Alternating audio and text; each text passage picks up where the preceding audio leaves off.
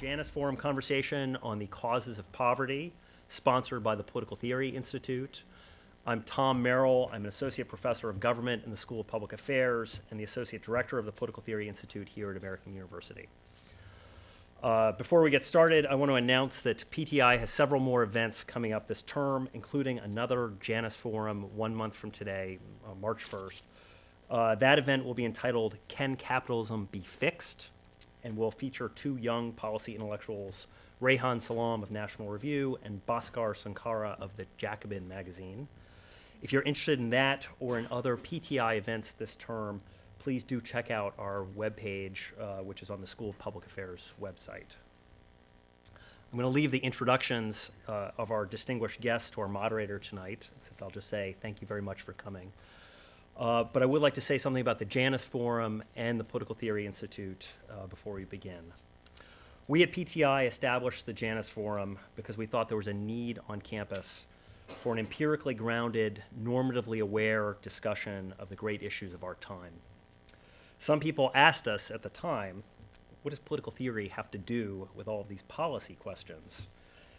Isn't political theory just a combination, I think this was my colleagues, isn't political theory just a combination of highfalutin moralizing on the one hand and the antiquarian study of old, really old books on the other? We at PTI see it differently. We think that if you push hard enough on any serious practical controversy, you'll find some normative disagreement about justice or the good society. Political theory, on our view, is not something that gets applied to politics from the outside because it's already inside of politics.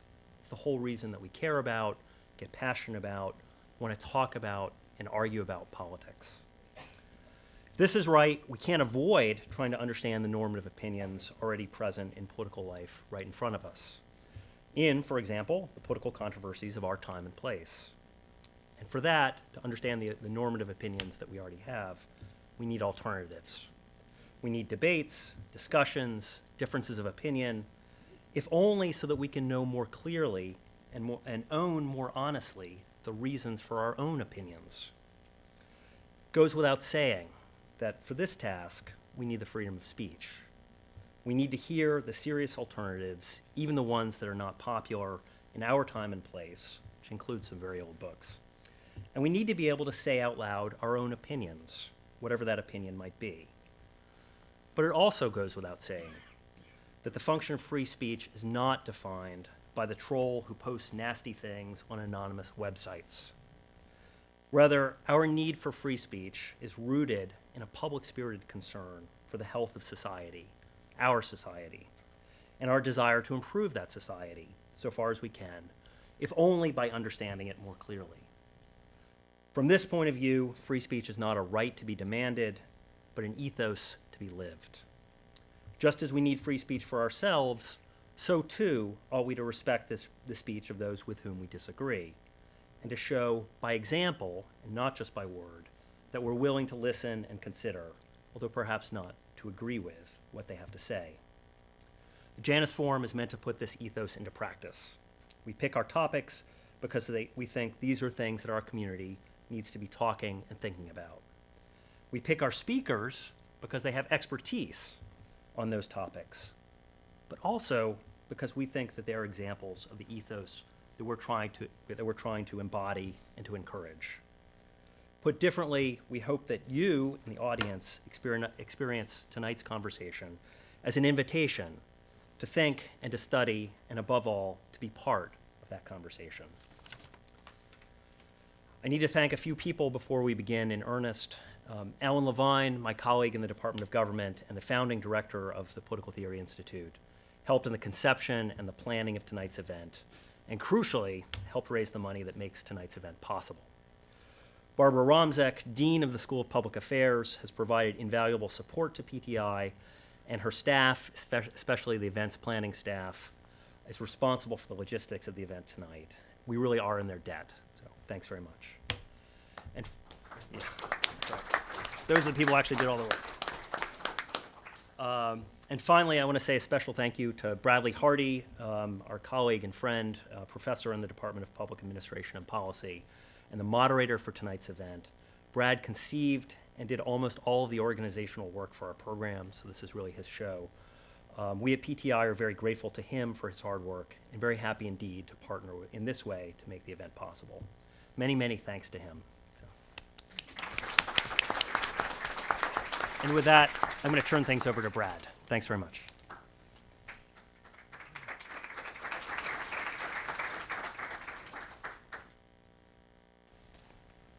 Tom, thanks for the great charge for the Janus Forum conversation. And just frankly, to our outside guests, welcome to American University and welcome to this conversation. We're just super pleased to have Sandy Darity and Isabel Sawhill visiting on a topic of great importance. Issues surrounding poverty and inequality really run through a range of areas in American society. Whether you're directly concerned about poverty and inequality or not, chances are this is a topic of great concern for you. Whether it's politics and thinking about an electorate that's uneasy with their economic station and in wages that have been flat since, by some measures, since the 2000s.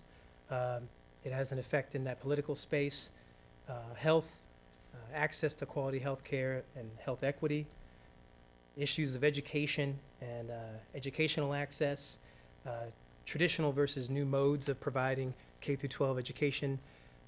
Many of our students at AU will go on to work for institutions like Teach for America that place students in some of the nation's highest poverty counties and school systems. Law enforcement and justice issues, even in nearby Baltimore, Maryland, with an underlying undercurrent of poverty there, and even issues having to do with environmental policy and water quality. Poverty's all around us and the impacts are pretty clear. About 15% of our citizens are poor by the official government definition. And so our speakers are going to try to introduce you to some of the recent research, some of their own research and findings having to do with racial wealth gaps, having to do with the intergenerational transmission of economic status, the degree to which your parents' background does or doesn't predict where you land as an adult. They're going to talk about those sorts of mechanisms, perhaps even offer some solutions. I want to tell you a little bit about the format. Each speaker is going to provide their own prepared remarks, and then each will have the chance to respond to one another. At that point, the three of us will have a discussion, and I have some questions in mind, and they might even have some questions for one another. And then after that's all wrapped up, it's going to be really great to open it up to the audience, and you all can ask some questions as well. So, with that, I'm asking that you hold your questions until that portion of our event towards the end, and I'll let you know when that is. So thank you for that. And so, now for me to introduce two very esteemed scholars in policy and inequality and poverty. These are short introductions. Really, they've got very long CVs, both of them. So, first off, William Sandy Darity Jr. is the Samuel DuBois Cook Professor of Public Policy, African and African American Studies, and Economics at Duke University. He's also the director of the Cook Center on Social Equity. His research is expansive, but includes work on inequality across race, class, and ethnicity, the study of stratification economics, schooling and racial achievement gaps, north-south theories of trade and development. He looks at reparations. He looks at the Atlantic slave trade and the Industrial Revolution.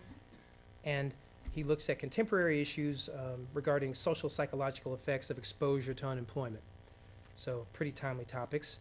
And among a range of accolades and achievements, he has served as a fellow at the Center for Advanced Study in Behavioral Sciences at Stanford. He's been a fellow at the National Humanities Center, and he's been a visitor at the Federal Reserve Board. Sandy received the Westerfield Award in 2012 from the National Economic Association. It's the NEA's highest honor, and he's also served as a past president of both the National Economic Association and the Southern Economic Association. He's published extensively, editing 12 books, and he's published over 200 professional articles and journals. Sandy holds a PhD from MIT. And now for Isabel Sawhill. Isabel Sawhill is a senior fellow in economic studies at the Brookings Institution.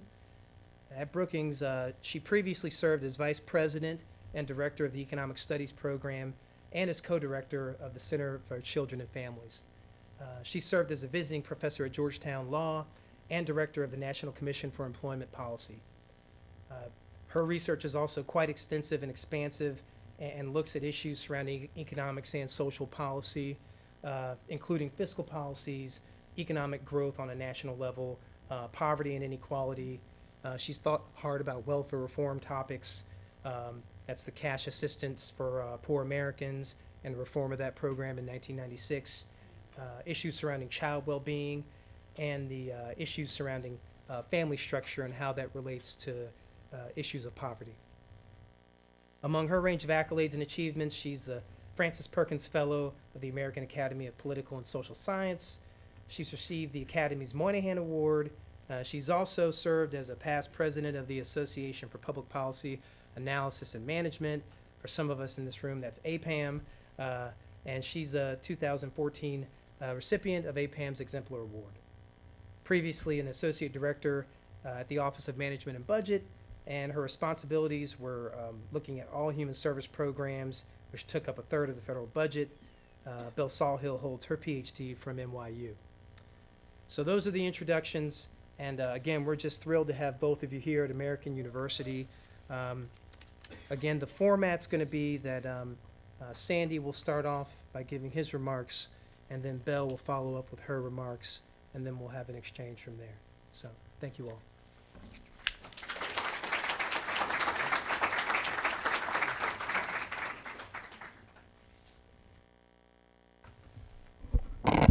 I'm much shorter than Bradley.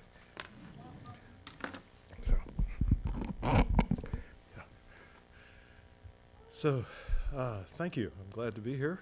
It's probably my second visit to American University, and the previous one occurred approximately 30 years ago. So that's just an indicator of my own age. I'd like to begin by talking about the significance of wealth and the distinction between wealth and income. So income, in the way in which economists are accustomed to thinking about it, is a flow of resources, in contrast with wealth, which is a stock of resources. And we think of wealth as the difference between the value of the assets that we possess and the indebtedness that we incur, or the difference between what we own and what we owe. And I want to argue that wealth is a significant and perhaps the primary indicator of economic well-being for individuals, for families, and for households. In fact, I want to propose that it's the paramount indicator of social well-being. So wealthier families are better positioned to finance elite independent school and college education. They have greater access to the capital that would enable them to start a business, to finance expensive medical procedures, to reside in higher amenity neighborhoods, to incur lower health hazards, to address learning disabilities in their families' children, to exert political influence, particularly in our plutocracy, through campaign financing, to purchase better counsel if confronted with the legal system, to have a greater capacity to leave a bequest, and or to withstand financial hardship resulting from any number of emergencies, including job loss or health crises. Now, in general, wealth can offset the adverse effects of income volatility. The perfect storm of adverse effects for any family is created by low income, high income volatility, and low wealth. And Bradley Hardy's own work on income volatility is vital to understanding the impact of unstable and unpredictable incomes on family welfare. And that welfare is definitely supported or maintained more easily if the family has a high net worth position. Now, the standard concepts of poverty are either the use of a notion of income poverty or human poverty. The concept of income poverty is fairly straightforward. It's contingent upon establishing some sort of line of demarcation between the income that individuals or families or households possess that put them into the category of non-poor versus putting them in the category of poor.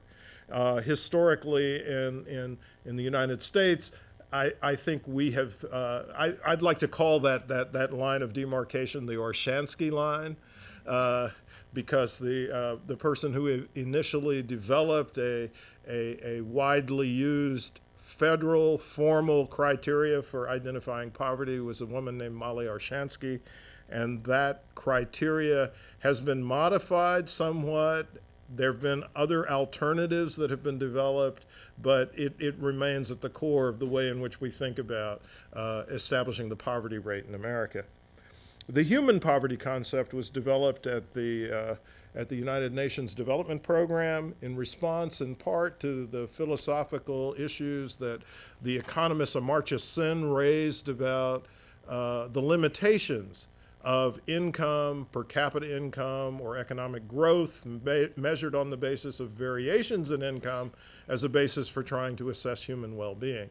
And so Sen proposed that we would be better off if we used a richer concept that he described as one that incorporates functionings and capabilities of human beings. And that led the United Nations Development Program to develop the Human Poverty Index. And the Human Poverty Index for high-income countries in particular includes the following components. So there's a longevity component, the probability at birth of not surviving to age 60. There's a knowledge component, the proportion of adults lacking functional literacy skills.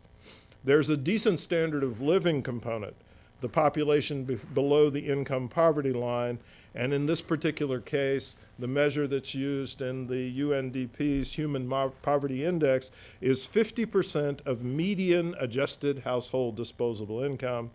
And then finally, there's a social exclusion component, the rate of long-term unemployment lasting 12 months or more. Now, you'll notice that both for the income poverty measure and the human poverty measure, wealth does not appear as a component of either of them. So I'd like to propose an alternative concept of poverty to both the income poverty and human poverty measures, and this is the notion of asset poverty. Since net worth is the value of assets minus the value of debts, asset poverty becomes a primary danger for most Americans. You're unlikely to accumulate significant debt if you're well endowed with assets. And indeed, for the wealthiest Americans, huge debt is not necessarily a liability. Here's the famous maxim: if you owe the bank enough, you own the bank. And you know, one of the foremost examples of this is an individual who is now running for president of the United States, Donald Trump. Negative net worth with a high asset position is not necessarily a negative position. So I would propose that we need to develop a measure of asset poverty, and I will suggest a route toward that during the course of my presentation this evening. I'd also like to add that intergenerational well-being is captured best by wealth. This is both private and community wealth, although my conversation this evening is going to focus on private wealth. This would provide us with a strong notion of the capacity of families or households to transfer or to transmit a secure economic status to the next generation. Now, there are two conceptions of the decisive factor in asset accumulation, and I'd like to juxtapose these. They're not necessarily mutually exclusive, but I think that they are typically framed as opposite ends of the coin. So I'd like to distinguish between savings behavior as the source of asset accumulation versus intergenerational transfers as the source of asset accumulation.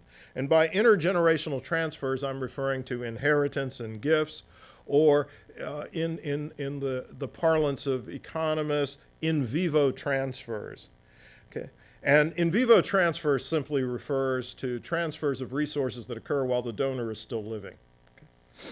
So I'd also like to add that it's not just the amount of resources that get transferred, but it is the timing that is a critical factor in terms of providing a more secure outcome for the subsequent generation.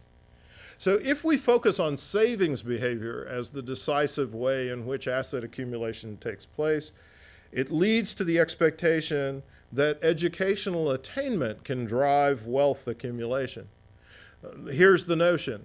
Higher levels of education are associated with higher levels of human capital. This leads to a greater capacity to earn higher levels of wages, and hence have higher levels of income. And if individuals are saving out of those higher levels of income, they will have a greater degree of asset accumulation.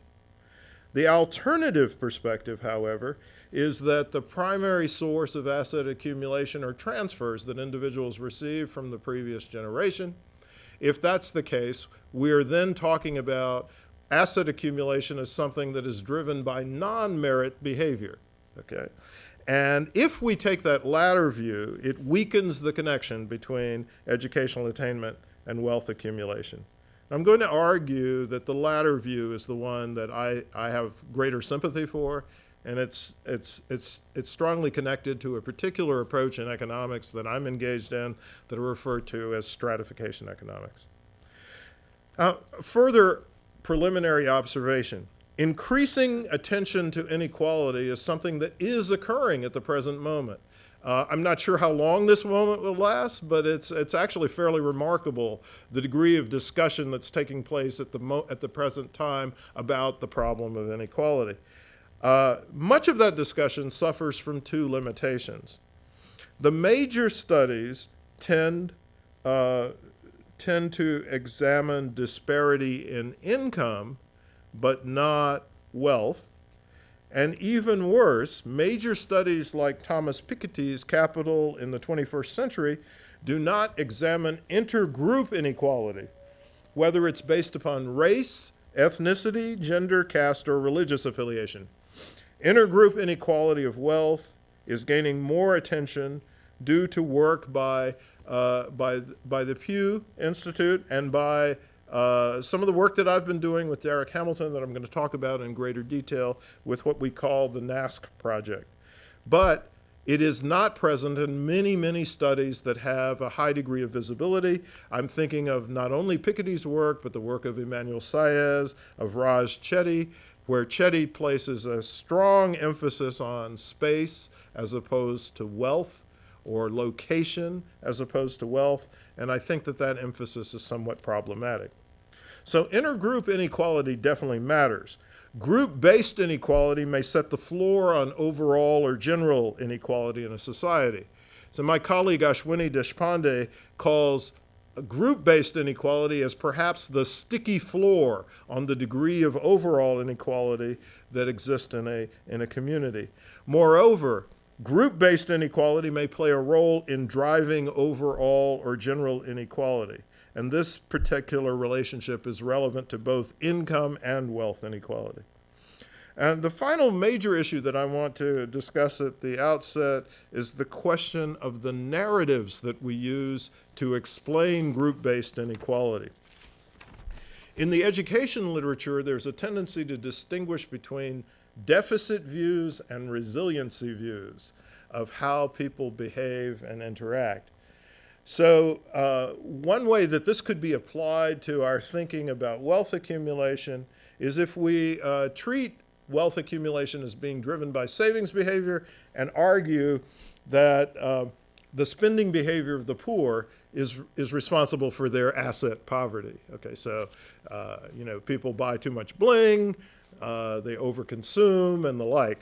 I've always been kind of intrigued by that because the implication is that the poor should be ascetics and never have any fun. Okay, but I think that's a crazy perspective. But nevertheless, that seems to be the implication. Related to that is the view that the poor are bad money managers. and that we can improve their wealth outcomes by giving them more financial literacy, okay? I want to argue that, in fact, the poor are remarkable money managers given their limited resources. They do save, but they save primarily due to a precautionary motive to compensate for unexpected drops in income. That is to say, they don't know precisely when those drops in income will occur. So they, in a sense, they do expect them to occur, but they don't know what the timing will be. And they do know that they will happen, and so they do engage in savings for the purposes of trying to protect or insulate themselves from the effects of these unpredictable drops in income. So their behavior is not deficient. Actually, they're displaying remarkable resilience in coping with low and unstable incomes. And I think a similar kind of story applies even more emphatically to racial wealth inequality with respect to black-white differences in wealth. That is to say, Gittleman and Wolf's study in 2004, and we're in the process of trying to replicate that study with more recent data, demonstrates that if you control for household income, blacks have a similar savings rate to whites and earn a similar rate of return on their portfolios. Okay, now this is if you control for household income. And indeed, in some categories of household income, the black savings rate is actually higher than the white savings rate. So now I'd like to share some information about the work that we've been doing on the NASCC project. And I will talk about that in greater detail in a moment. So the NASCC project stands for the National Asset Scorecard for Communities of Color. And Derek Hamilton and I are the primary investigators. We benefit heavily from the funders that are listed above here, especially the Ford Foundation, and our program officer, our initial program officer who supported our efforts was Kilolo Kijikazi, who is now at the Urban Institute, and Amy Brown, who has been our most recent program officer. And we have a variety of research partners. On one of our projects that focuses on racial and ethnic wealth inequality in Boston, we've partnered with the Federal Reserve Bank of Boston. We have a new report that's going to be coming out on Los Angeles, which will be in partnership with the Federal Reserve Board of San Francisco, and one on Washington, D.C., which will be in partnership with the Federal Reserve Board of Richmond. So the Board of Governors, which is based in the city, is actually not the supervising board for the city of Washington, D.C. It's actually the Federal Reserve of Richmond. Okay. And this is a list of the array of scholars who have worked on this project with us. This list is growing. We're hoping to include Bradley Hardy on this list in the near future. But you can see that we have a pretty remarkable team that's permitted us to examine and explore a wide set of dimensions of our project, and I'll talk about how wide that is in a moment. Okay. So let me start with national data rather than the data from the NASCC survey. This is from the Survey of Income and Program Participation, and it gives us a sense of how median net worth has altered or changed over the course of the Great Recession based upon race and ethnicity. And one of the things that's most striking is the somewhat surprising finding of the dramatic decline, perhaps the most dramatic decline, in the relative wealth position of Asian Americans in comparison with white Americans. This is the most dramatic decline, particularly between 2005 and 2009. So obviously, there were significant declines for blacks and Latinos, but of course, they started with so much less that the decline doesn't have as sharp a character as it has for Asians. So if you look at the bottom part of the table, you'll see that between 2005 and 2011, blacks go from having 9 cents per every $1 held by whites at the median to having 6 cents per every dollar held by whites at the median. Latinos go from having 14 cents at the median per every dollar that's held by whites to 7 cents. But then you'll look at Asians, and initially in the interval between 2005 and 2009, they actually go from having $1.24 per dollar held by whites at the median. That is to say, Asians actually had a higher level of wealth in 2005 to having 68 cents in 2009 and some recovery up to 83 cents in 2011. This is a huge decline. And we speculate that it may be because the Asian American population in the United States is disproportionately located in those areas of the country that took the biggest hits in terms of home equity losses. Okay. Well, okay, so some people have argued, well, really what you're doing when you're looking at racial wealth gaps is you're tracking income gaps. Not so. Okay. So the racial wealth gap is substantial in each of the quintiles of income, as displayed here. And the differential or the gap gets wider the lower the level of income. So that if you go to the lowest quintile, you'll see that the white median in the lowest quintile is about $15,000, and it's actually $100. There are actually some ways of looking at the estimates that would suggest that it was $0 for blacks in the lowest income category. Okay. Even when you get to the highest income category, you can see that there's a sharp differential in the net worth position between blacks and whites, where the red column is indicative of white net worth, and the blue column is indicative of black net worth. So we can't explain the patterns in the gaps in racial wealth on the basis of income. Nor can we explain it on the basis of patterns of employment. Okay. So you can see here, and I think this is pretty striking, although the next panel is going to be the most striking one, is that unemployed whites actually have a higher median net worth than blacks who are working full time. Okay. Okay. Here's the one that's the killer. Okay. Whites who dropped out of high school have greater wealth than blacks with a college degree. And it's not a trivial difference. Blacks with a college degree have $23,400 in median net worth, and whites with less than a high school degree have $34,700 in median net worth. So blacks with a college degree have about 2/3 of the net worth of whites who have never finished high school. Well, we also might be concerned about what we call liquid assets. What are liquid assets? Liquid assets are assets that can be converted rapidly into usable cash. So, we don't think of a home as being a liquid asset because the process of actually converting that into usable cash requires you to put the home on the market, to prepare it for sale, and to convince somebody to buy it. In contrast, savings accounts or checking accounts are liquid assets. That is to say, they are forms in which accumulated wealth can be converted rapidly into cash, so especially savings accounts.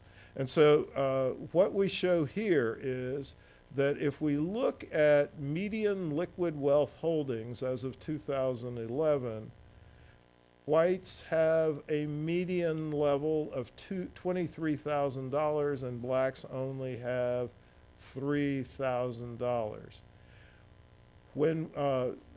Blacks only have $200, excuse me. If we look at liquid assets where we eliminate or exclude retirement resources, then white liquid assets drop to $3,000 and black liquid assets drop to $25. Okay. If you think about these ratios, they're staggering and very indicative of the greater vulnerability of some of our communities of color to any kind of emergency circumstances. They're not going to be able to cover this. We could also think about this in a slightly different way, about the implications of what kinds of resources you have access to that would permit you to cover 3 or 4 months of lost income in the event of joblessness.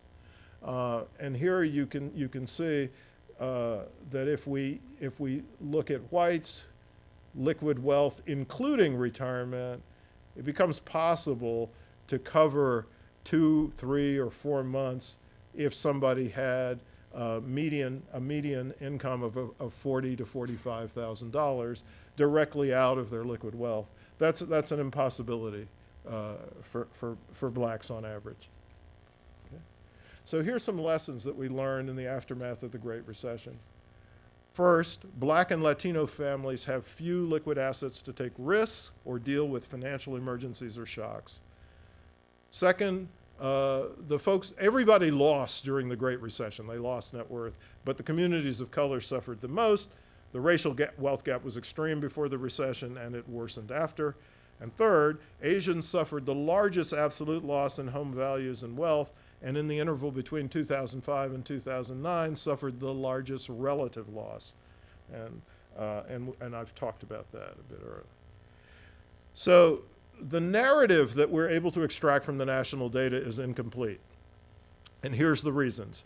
Asset markets are local. For example, there's a geographic maldistributive effects of the housing crisis. Second, the wealth position of many communities of color remains unknown in the national data.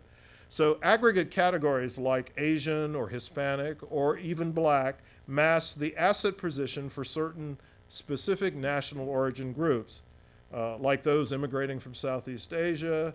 We're not able to distinguish by looking at the category Hispanic between Puerto Ricans, Dominicans, Cubans, and the like. And among blacks, we aren't able to separate out in the standard data blacks who are descendants of folks who were enslaved in the United States versus blacks who were more recent immigrants from the Caribbean or from the African continent.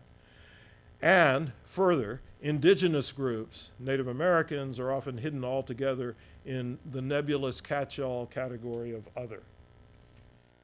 So this led us to be motivated to develop the National Asset Scorecard for Communities of Color. Essentially a demonstration project to compare specific groups within urban contexts to first provide implicit controls for asset and debt pricing and products that are geographically local. Second, analyze the wealth of groups that are hidden in the broadly defined non-white categories. Third, examine asset and debt attributes particular to communities of color. And fourth, provide a template for a more permanent data collection infrastructure. And I must add that we actually have the capacity to disaggregate the so-called white population as well on the basis of ethnic origin. We haven't explored this yet, but we asked all of our respondents for a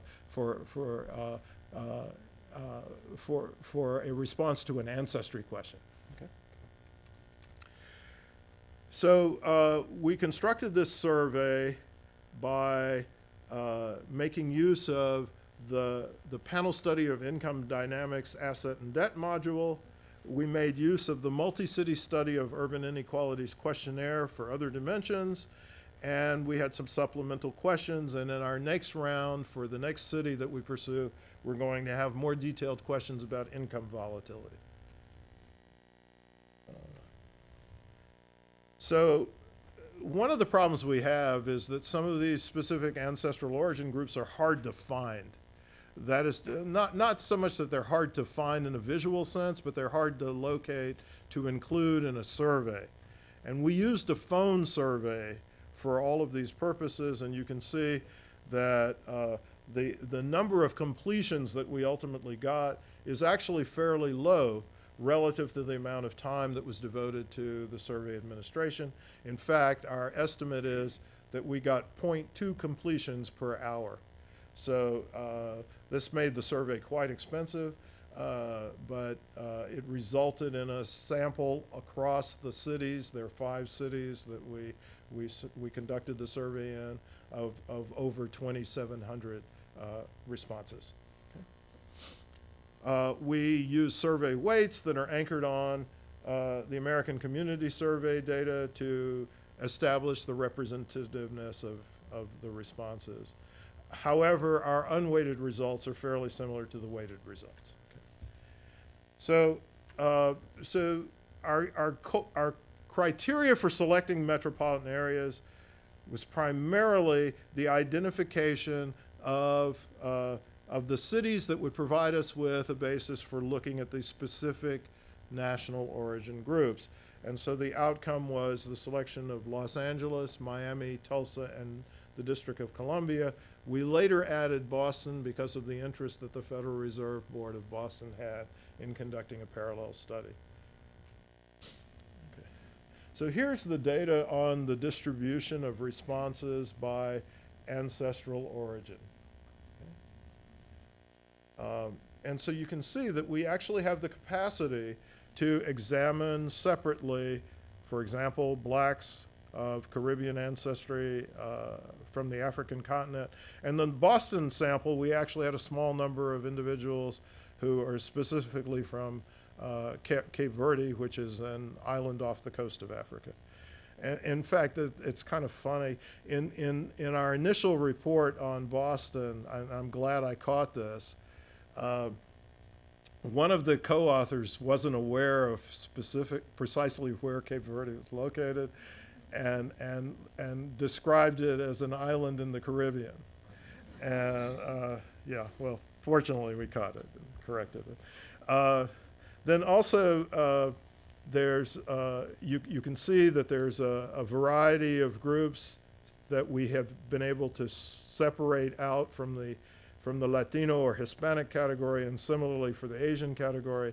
And then in Tulsa, Oklahoma, we actually have a significant or substantial number of responses from Native Americans, and we can distinguish between individuals who have formal or official tribal enrollment and those who do not. Okay. One of the things we looked at was payday lending patterns across these cities, predatory lending, payday lending, and one of the things that we found was that there was a close correspondence between the degree of regulation that's exercised in a particular state and the frequency with which people rely upon payday lending. Tulsa, the state of Oklahoma, has probably the fewest restrictions or controls on payday lending, and you can see that across all the groups, Tulsa is the place where there's the highest reliance upon payday lending. And so here's some information about the demographic characteristics of the city of Tulsa. And you can see in the lower portion of the block the breakdown of the Native American population. So we can distinguish between the Cherokee and the Creek, and we can distinguish between all of those three groups that have tribal enrollment status versus those that do not. We looked at asset ownership in each of the cities. Here is a table that provides information about the city of Los Angeles, the proportion of individuals from each of the groups that relies on payday lending, who's banked, who is unbanked, the access to retirement asset, patterns of home ownership, and patterns of business ownership or self-employment across the various groups. We also could look at the median value of household wealth in each of the cities. Now this is a very interesting comparison. One of the most dramatic examples to draw upon is to look at the city of Boston, which is the third column over. And you can see that U.S. black descendants had a median net worth in Boston of $8. Not 80, not 800, but 8. Okay. And this contrasts quite sharply with whites in the city of Boston, whose median net worth was in excess of $250,000. You can see that the other groups that we have been able to sort out sort out or identify in the Boston context actually have relatively low levels of net worth, and Dominicans actually had a median net worth of $0. Okay. So here are the lessons across the 5 cities. There's actually variation within the broadly defined ethnic categories. That is to say, Dominicans look different from Cubans and so forth. Second, income inequality pales in comparison to wealth inequality. Third, an ethnic group's relative asset position may vary across cities, so that recent African immigrants in Washington, D.C. look substantially different in terms of their wealth position from recent African immigrants in Los Angeles. Home ownership varies across cities and may not be the primary driver of wealth in all cases. For example, Asian Indians in Los Angeles actually have a relatively lower level of home ownership, but very high levels of net worth. And finally, substantial asset variation across and within cities takes place, but blacks and Mexicans are persistently at the bottom in all of the cities. So let me bypass that one. I will stop there. I wanted to give you a sense, though, of the dramatic degree of wealth inequality that exists based on race and ethnicity, and we can have a richer conversation about why we might think that those differences exist and what we might do about it in the conversation that follows. Okay. Thanks.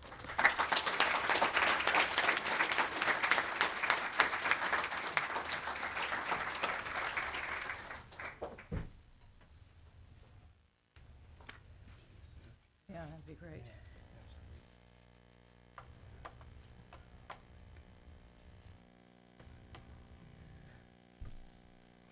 And while we're pulling up the slides here, let me just say, okay, thank you to you, Sandy, for those great data. I mean, you really dug into this, and I can see there's going to be a lot more to come. I am going to also talk about poverty and inequality and a little bit about wealth, but not nearly as much about wealth. And I want to begin by thanking, by the way, PTI and Professors Hardy and Merrill and everybody else who's welcomed me here. And great to see all of you on this lousy night. And, you know, you're not home listening to all the pundits talk about Iowa. So I think it would be a lot more fun than some of these PowerPoints. But thank you for being here. I love, by the way, the phrase empirically grounded but normatively informed. That, to me, says it all, because if it's not normatively informed, why would we care? But if we don't know the data, then we don't have any right to have a particular opinion. So I like that construct a lot. Let me start out by just doing the basics on poverty rates in the U.S. As Sandy said, overall, or I think it was Brett that said, overall we have a poverty rate of about 15%, but it varies enormously by race and ethnicity, as you can see on this chart. You can also see that back in the 1950s and 60s, there was quite a decline. That was mostly amongst the elderly. And since that time, poverty rates have been kind of stuck. They go up and down with the business cycle, but they don't change very much otherwise.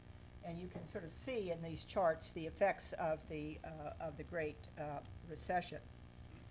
The poverty rate is measured based on your annual income compared to a guideline, as Sandy said. And it means that you could be poor in a particular year, especially if you lost your job, but not be persistently poor. You might be a middle-class family, one earner, the earner loses his or her job, and bingo, you suddenly don't have any income for 6, 9 months, whatever, you're poor. But you're not necessarily persistently poor. And so I want to get into that in just a minute here. Immediate causes of poverty. I'm not talking about root causes here. We have to get into that in discussion, I think. But immediate causes, lack of a job. I mean, if you're not working, you don't have any income coming into the household. Insufficient education or training obviously leads to low wages and bad jobs. Ratio of adult earners to dependents. I used to call this family structure, but I found it such a toxic phrase nowadays that I really just want to make the point that a two-parent family as opposed to a one-parent family has the potential to have twice as much income simply because there's a second earner in the family. And for better or worse, whatever you think of it, in today's economy, to achieve a middle-class lifestyle for most people, not everyone, requires that you have two earners in the labor force. If you do just three things, we've done this analysis at Brookings for a number of years now, do just three things: graduate high school, work full-time at whatever low wage you can get, and have two parents in the family, you will have very little poverty. The poverty rate for the people who do all three of those things is 2%, not 15%. Now, that doesn't mean we can say, oh, it's very simple. All you have to do is finish high school, work, and have a strong family, because there are all kinds of deeper reasons why people don't finish school or don't have a job or don't live in a family with two earners.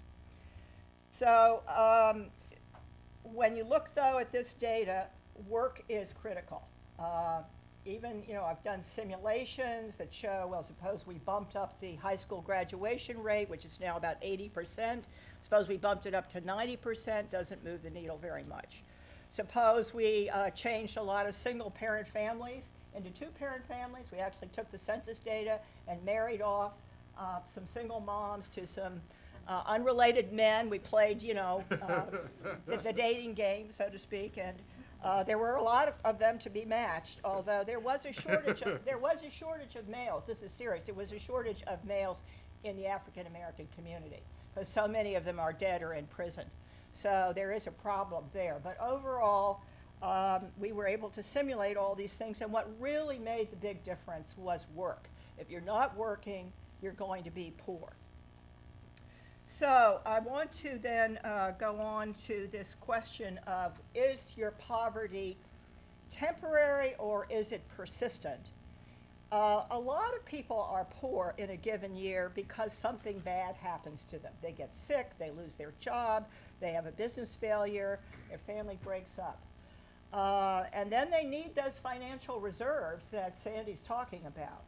And so in his honor, I stuck in my version of the wealth gaps here. They're very similar to his, and as you can see, and as he noted, they're huge. But I think it's also important to think about the people who are poor most of their life and whose children are going to be poor, and how we deal with that more persistent type of poverty. And in this context, and related to what Tom said about the normatively informed discussion we want to have here, these are public attitudes. This is what the American public thinks about these issues. And this is surprising to me given how much attention income inequality and wealth inequality both have gotten. I mean, I can imagine at the Iowa caucuses right now, especially the people for Bernie Sanders, they're all talking about inequality, right? But the public is not so sure that that's the major issue. Now, more of them care about poverty than care about inequality, slightly more. But what they really care about is opportunity. They want people to be self-sufficient, and they want people to have a chance to get ahead, and they want them to do that on their own bottom without a lot of government support. That's just where the attitudes are. So what do we know about that? How much mobility do we actually have as a society? And this chart is a little hard to read, but let's just take the leftmost column there. Those are children who were born in the bottom 20% of the income distribution. So basically, this is close to the poverty population. So you're a child, you're born into a poor family. What are your chances of getting out of poverty by the time you're an adult? And what this is telling you is, well, you have a 24% chance of getting into the second quintile, sort of the lower middle class, if you will. You have a 10% chance of making it all the way to the top, but you have a 36% chance of being stuck right there at the bottom where you began. The column on the far right is what happens if you were born into a very advantaged family. Then you're going to be much more likely to stay advantaged as an adult. So one of the ways we like to describe this is to say, in terms of intergenerational mobility, we have quite a bit in the United States, but we have stickiness in the tails, stickiness at the bottom of the distribution and stickiness at the top. And that may be related, I want to make the linkage, to wealth inequalities. Because as Sandy has said, these wealth inequalities give you, if you have a lot of wealth, if you have a lot of assets or net worth, they give you the flexibility not only to help yourself if things go wrong, but to help your own children. That's what he called the inter vivos transfers within your own lifetime. So that's how much we have. And now let's look at this by race. So this is a shocking figure. We originally did this research in cooperation or partnership with the Pew Charitable Trust. And this is what we found when we broke the data out by race. The column on the right there is white America. And white America really comes pretty close to being the Horatio Alger Society. You have about a 20% chance, roughly, of making it to some other rung on the ladder, regardless of where you were born, where you started. That looks pretty nice. But then look at the column on the left, and look how much difficulty black Americans have getting out of poverty if they were born into poverty. Half of poor black children are going to stay in poverty when they get to be adults, is what this is telling you. So this is to show you that these things also vary geographically. This is a map from Raj Chetty at Harvard. Sandy mentioned his work as well. And as I have argued, we need to look at income. Raj Chetty looks at income as well. And he says, let's suppose you grew up in Denver versus Atlanta. You're a child. What is your probability of making it to the top of the income distribution? Well, it's twice as great in Denver as it is in Atlanta. And the color coding here is that darker colors mean less upward mobility, and the lighter colors mean more. So if you want your child to have great opportunities, you should move to the Mountain West and stay out of the South and parts of the Middle West. These are fabulous data based on IRS individual tax returns. Now, I didn't say much about income inequality so far, but I think that's because everybody knows by now that income inequality is high in the US and it has been growing for decades. And there's a debate going on now about whether if you have much more inequality, it's going to mean less social mobility, less intergenerational mobility in the future. And I believe that the two are related. I believe that the more income inequality you have, the harder it is to climb the ladder. And Bob Putnam has just written a book called Our Kids last year, which makes the same argument. Alan Kruger, who was chair of the Council of Economic Advisors, has made this argument. A number of us have made this argument, but not everybody buys it. So now I want to really truncate the next part of my slides to leave time for discussion. I see Brad shaking his head enthusiastically because this gets more into the weeds. But I don't want to leave you with just, here's the problem and it's serious. I want to give you a sense that there are things we could do about it. There are ways that we could help less advantaged kids get out of poverty and climb that ladder and have a better life when they get to be adults. And so we created this model, very data-rich life cycle model at Brookings. We call it the social genome model. It's now a partnership with the Urban Institute and Child Trends, 2 other think tanks. And I'm going to go through this fairly quickly. We divide, we take about 6,000 kids, representative sample of US kids, born mostly in the 1980s, 1990s, and we trace how they do through their childhood and into their early adulthood. And we track them actually all the way up to when they're age 40. And our goal, our policy goal here is to see how many are going to be middle class by middle age. Middle age is 40. Sounds young to me. And middle class means having an income of about $68,000 a year. Now, it turns out, and this is common sense, that if you're successful early in life, if you're ready for school at age 5, if you can read and do math at age 10, if you graduate from high school at age 18, if you don't get in trouble with the law, if you don't have a teenage baby, a baby is a teenager, if you graduate from, if you graduate from college and are self-sufficient by the time you're age 30, all you 20-somethings, you're supposed to be self-sufficient by your age 30. Don't know how many of you are making it. You're going to be well on the track to being middle class by middle age. But we have all the data on all of these things, and all of those earlier markers of success are predictive of how well you will eventually do. It shouldn't be terribly surprising. And here is a comparison of children born in low-income families to children born in more advantaged families. And at every stage of childhood, the children born into the poorer families fall behind. They're not as school ready, they're not reading as well, they're not graduating from high school as much, and so forth and so on.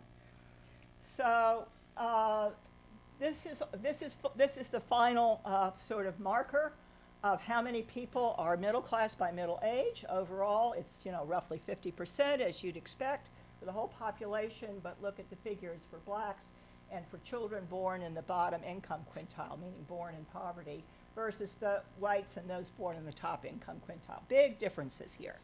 But it starts early and it accumulates over time, this march towards success. So then what can we do? So here are 5 government programs that have all been pretty rigorously evaluated and found to move the needle on all those success metrics that I showed you earlier, being able to read, being ready for preschool, for school at age 5, etc. And so we're going to give all of our low-income children in our sample this set of 5 successful programs, different areas, different stages of life. And here's what happens.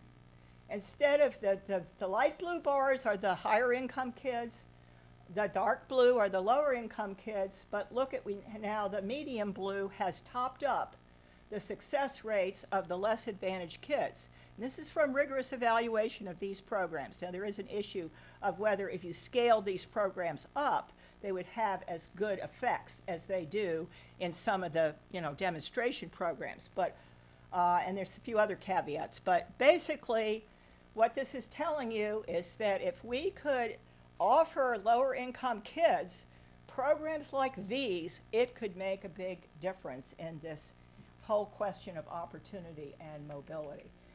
Their incomes would be about $200,000 higher over their adult lives, and the cost of the programs is estimated at roughly $20,000. So this passes a cost-benefit test as well. This is what happens to racial gaps. It's against the law to target a lot of programs just on blacks and not on other groups. But you can have what my colleague Richard Reeves and I call race-conscious policy. If you target your programs on low-income kids, you will be disproportionately picking up black and other minority kids. And so you can shrink these black-white gaps in the process of doing that. And this shows you how much. It's a little complicated to read, so I don't want to take up too much time. So what do I conclude? Poverty rates are pretty high in the U.S. We didn't talk a lot about the poverty measure, Sandy told you it was initially invented by this wonderful woman named Molly Orshansky based on the cost of a basic food package. For a three-person family, let's say a mom and 2 kids, it's about $20,000 a year. So imagine trying to live in Washington, D.C. with 2 kids on $20,000 a year. And by the way, you're having to go out to work if you're a single mom. So you've got daycare expenses and travel expenses and so forth and so on. So it's a fairly stingy standard to begin with. And I've showed you about the mobility data and how it varies, not only by race, but by where you grow up. And then I've showed you that there is hope here. There are programs that have been successful.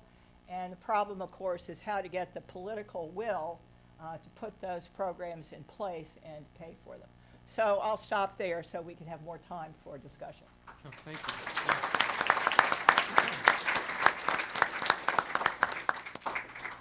So what I'd like is relatively quick responses to one another in terms of your initial reactions, and then I'll take privilege to ask 1 or 2 sort of policy-related questions, and then we can open it up to the audience. So first, Sandy, maybe your reactions to Belle's comments. Well, I think that we're in The same. great deal of concert here. I was curious, though, about the phenomenon of downward mobility. And I think that your initial graph, if you look at the kids who are born into higher income families, there's some evidence that there are some who move downward. Yep. And I also was interested in the racial differences in patterns of downward mobility. These are the downward mobility charts, because you're exactly right. There are racial differences in downward mobility. In other words, let me explain. In the data that we used, we had a group, not a huge group, but a substantial group of middle-class African-American parents. And so then we traced what happened to their kids as they grew up. And what Sandy, I think, is suggesting that's a little disturbing in the data is they tend to fall down the ladder. They tend to have difficulty maintaining the middle-class status of their parents. And there are lots of possible, reasons for that, but one, I think, is the one that Sandy is talking about, which is if you don't have much in the way of assets or wealth, you don't have that cushion that you need to get you through hard times. So even though your income, the black family income, might be the same as the white family income, it might be that if you looked at their wealth status, it would tell you quite a bit more. And then, Belle, likewise, any reactions or comments on Sandy's presentation? I am very interested that Sandy thinks wealth is such a paramount indicator here. I certainly think it matters.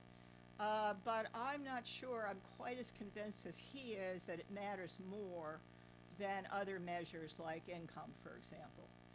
And I am actually very much a fan of Amartya Sen's Human Capacities Index. And here's why. Imagine that you had a lot of wealth and you had it all invested in the stock market or in a fancy house somewhere, and suddenly the stock market collapses or your real estate market collapses and suddenly your wealth is gone. If you still have your health and your education, your human capital, if you will, you're going to be okay. So I think wealth is very, very volatile. And I think for reasons that go beyond economics, just really what we want as human beings to have a good life, that what matters most is health and education. But you may want to react and. Well, now I guess my reaction. Imagine Donald Trump suddenly went to 0. What would he have left? I'm sorry, I don't want to politicize this, but really. Well, I think my view is that prior wealth position gives you access to those other things. that an individual who loses a substantial amount of net worth in a situation where there's a drop in the stock market or there's a collapse of home equity prices probably already has a greater level of health and well-being that can be maintained through the period where there is that decline. And if we think about the declines as being relative to a high level of wealth, the individual is not really going to have a complete destruction of their net worth. I was thinking in particular of the data on Asian Americans' median net worth.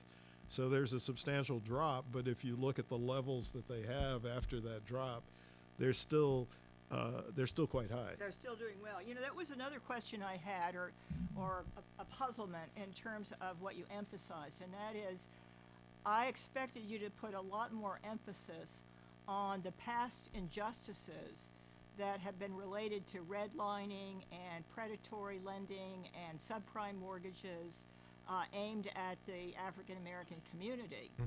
And that I think that, you know, we need the data, and I'm sure you have it, on how much wealth is inherited and how much is from one's own savings and from one's own home equity. And my impression, although I don't know the data as well as you do, is that for everybody except in the top 5% of the income distribution, most wealth is held in the form of home equity. That's right. And so the housing market seems to me to be the most important thing to look at when you're concerned about wealth for everyone except the top. Yeah, and I think one of the problems, of course, with the housing market is that in the course of the Great Recession, we converted the housing market into a casino.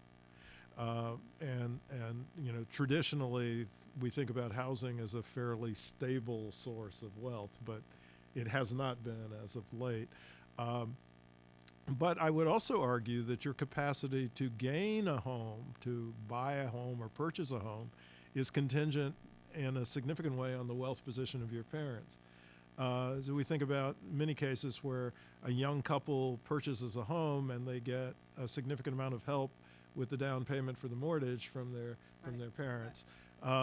So I guess, you know, what's critical to my way of thinking is I think of parental or family wealth as kind of the driver for these other opportunities. And I think that when folks emphasize the savings acts of the individual themselves, they are obscuring the importance of that previous wealth position that's held by the prior generation. In much of our empirical work on this, we actually do accounting exercises where we divvy up what the sources of wealth are. But that's really an accounting exercise that doesn't have a causal framework that would give us a sense of how significant parental wealth and resources are in creating the conditions for individuals to accumulate those different categories of wealth. So, I mean, I think, you know, there's an important empirical project about looking at the relationship between parental wealth and the wealth outcomes of the next generation. But that hasn't been fully realized. Let me yet. just put a big policy question on the table here. If we're going to worry about wealth, the first thing we should really focus on, in my view, is the estate tax. I don't know how many people in this audience know. I can tell you that the broad American public does not know the facts about this. The number of people in the United States who pay any estate tax is 0.2%, less than 1%. Now, why is that? It's because our tax law is egregiously favorable to inheritances. You get a 5.4 million exemption That's right. for each parent. So that's over 10 million for the two together. And then the rate, the highest rate, is 40%.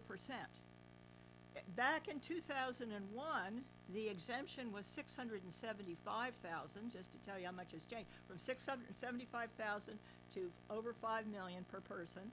And the top rate was 55%. I didn't think it was high enough even then. I mean, if you're a society that believes in equal opportunity, every generation should start on their own bottom. That's right. And we don't. Yeah. And the baby boom generation is the wealthiest generation we've had so far by quite a lot. And they're going to move into those ages where they're not only helping their kids buy houses, as you say, but they're going to be leaving tons of money to the next generation, and we have this paltry estate tax. You know, Bill, I want to pivot off your comment on policy and the estate tax and ask you both one question before we open it up to the audience. And so, you know, there's a lot in this question, right? So I'm building a lot here, but you know, you have a lot of analysts and researchers who want to solve this poverty problem, who might recommend a range of education policy reforms to sort of build skills in the population so that they can perform better in the labor market. And at the same time, at the local level, we're seeing relatively bipartisan support for reforms like larger refundable earned income tax credits. So these are relatively large tax credits at tax time for the working poor that can amount to $5,000-$6,000 or more. And so those are somewhat popular in a bipartisan sense. We see states that are boosting those at the local level. And then you have cities like Seattle, New York, Washington, D.C., that are putting larger minimum wages on the books. And so I guess I wonder, from a policy context, given your two strands of research, which has some agreement, what do we do? And with limited resources. Well, I think you've touched on the really important policy areas, at least from my perspective. I think we do need to raise the minimum wage. By the way, as an economist, if you'd asked me 15 years ago, did I think we should raise the minimum wage, I would have said no. Now, I think we definitely need to raise it because it's really sunk a lot. And you, as you just said, see a lot of cities and states now going above the federal minimum. Earned income tax credit, it is a terrific program. It has, for those of you who don't know, as Bradley says, you can get as much as $5,000-$6,000 in the District of Columbia. He just told me tonight, I didn't know this.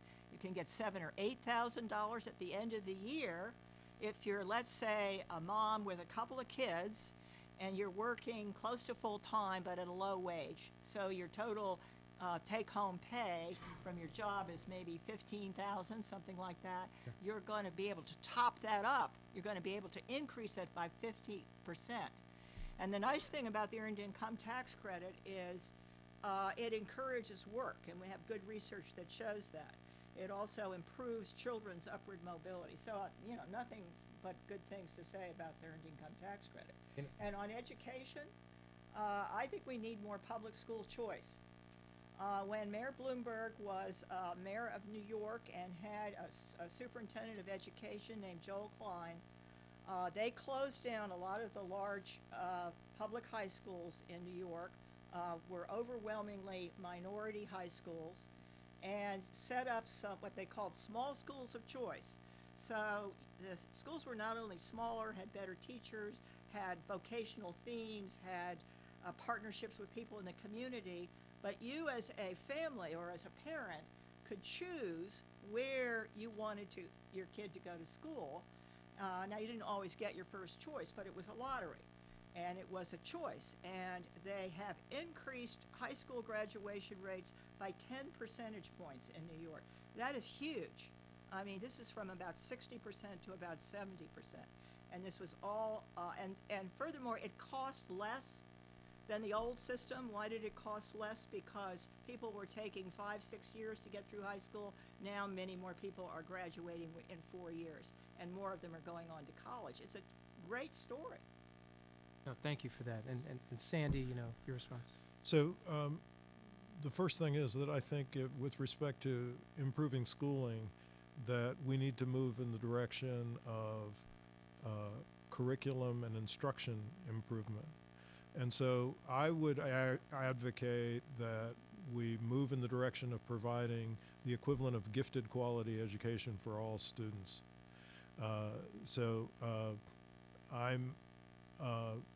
really anxious to address some questions that fall through the cracks when we think about access to quality schooling, like the fact that in many of our schools, under a regime of desegregated schools, we create internal segregation in the schools, so that kids who are from particular social groups, like if they're black kids, for example, they're going to be disproportionately concentrated in the slow learner classes and underrepresented in the classes that offer a more challenging curriculum.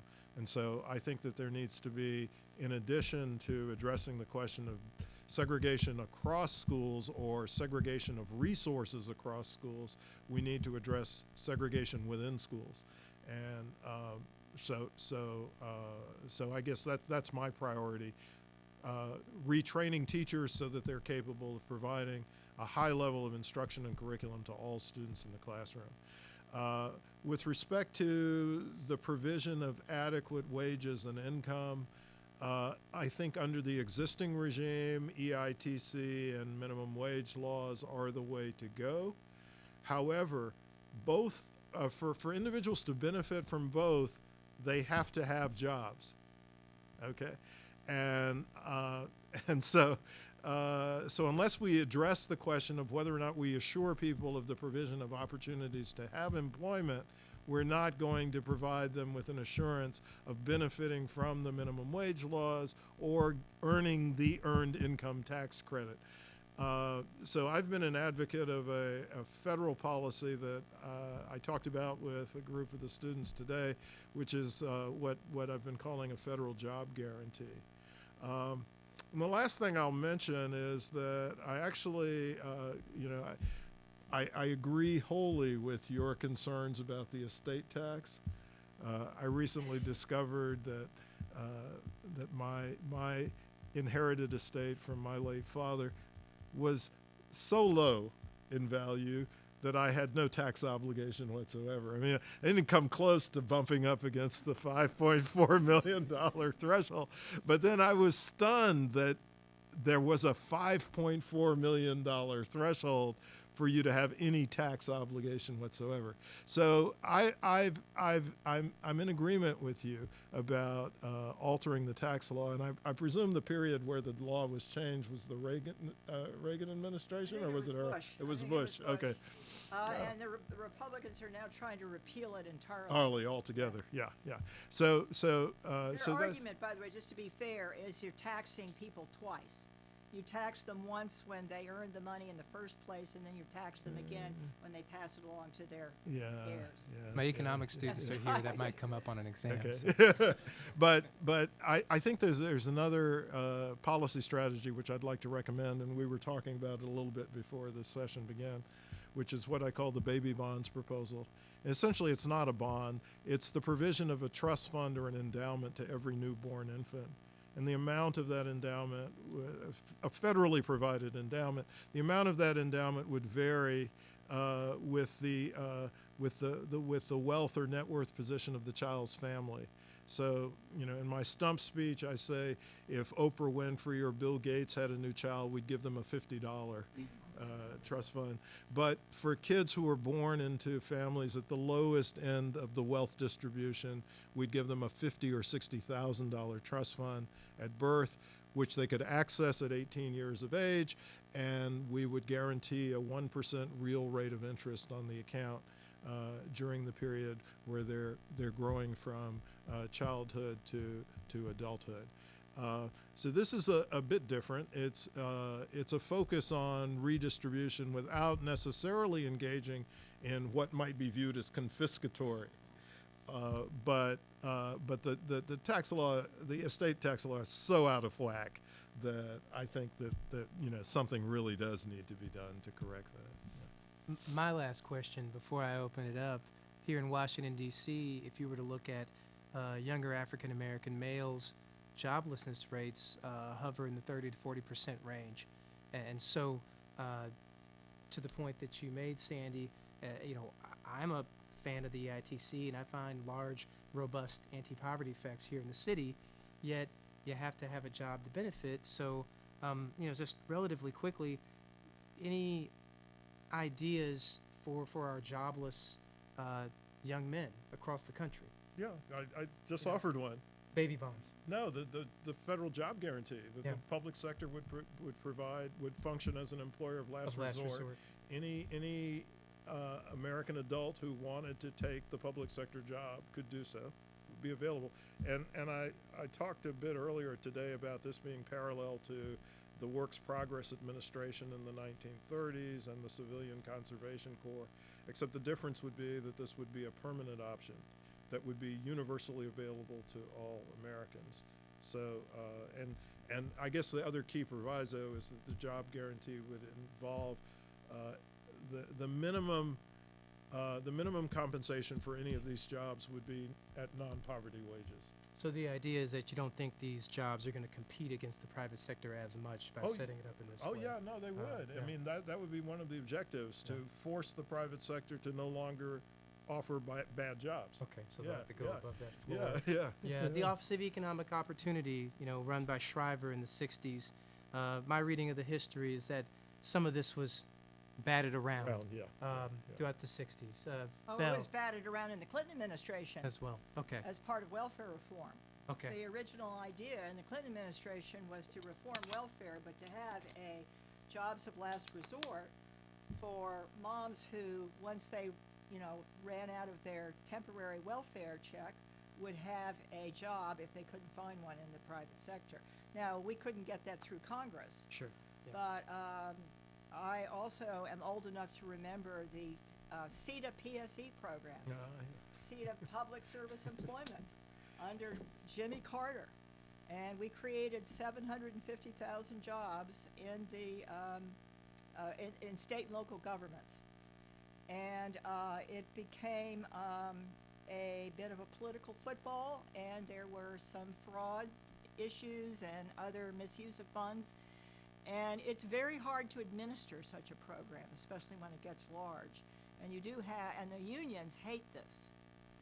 So, because, as much as you might want private employers to have to come up to the standards of such a program, the unions will view it as undermining their power. Well, I do think this is going to be sort of a continuous issue, unfortunately, given that we do have folks who are actively seeking work, and we do have an economic recovery, but it's one that's different than some of the previous ones. And I think that, unfortunately, it'll keep this this topic on the docket. And so, I want to pause and stop. And first of all, thank you both for your remarks. And then next, if there's audience participants who want to raise questions, please raise your hand, and I'll try to address your question, and I'll try to take time for at least 2 or 3. So first, Eric, and then here in the front. I just wanted to make a comment about Sandy's work. Part and parcel of a wide range of work, a wide range of topics, is coming back again in the circle and saying, you know what, race really matters. And the attempt to say that race doesn't matter, last 20 years, has now been shown to a variety of means to be false. If people are really digging in here, have to look it right in the face. That race really matters, and in the context of that as well, that something's happened in the economic trajectory of the African American community, 400 years in this country plus. It is a case that needs to be really looked at head on, whether it comes to wealth, status in the criminal justice system, employment opportunities, education, housing, health care. All of that picture says race really matters, and we've got to deal with it. At a time when many white Americans surveyed say they think that we're in a post-racial society. We have got to not let that get away from us. And this is the moment now to say, you know what, every indicator shows startling differences. No, I agree. No, thank you for that comment. Trying Thank you. Thanks, Eric. Up front here. I want to thank you for your presentation. It's not exactly that difficult. But to tell you the truth, I've seen it in forms for my entire life. Now, but I just wanted, before I ask my question, if any of you can imagine this, and then just use this as a measure. By the way, let's say you're 10 years old. By the way, we're an Oakland Raiders family. And you said,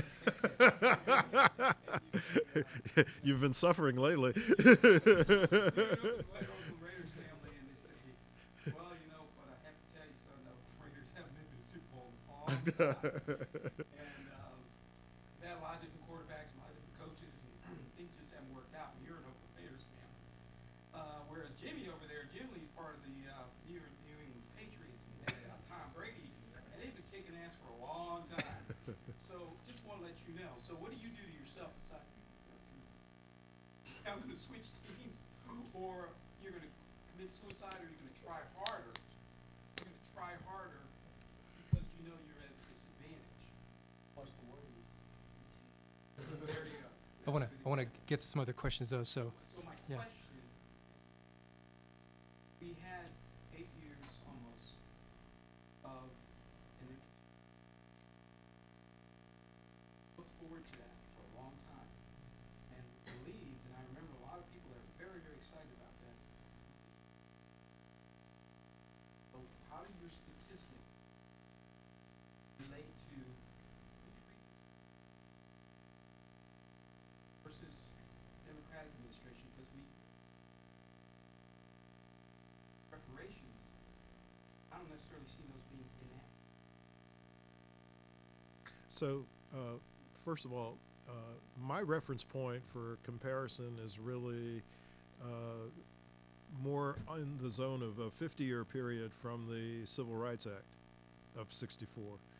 And if you look at that period of time, on most economic indicators, the relative position, not the absolute position, but the relative position of black Americans has not changed significantly. And in some respects, it's worsened, particularly if you look at something like wealth. Okay, so the differentials in wealth have actually widened since that period in time. And there's no interruption in that trajectory based upon whether you were looking at the Bush administration or the Obama administration.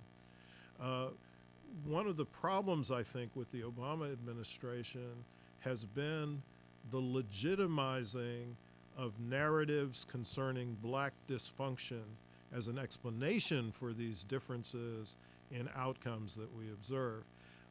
One of the key points of our work is to try to demonstrate that even when black folks appear to do the right thing, those kinds of disparities don't get closed.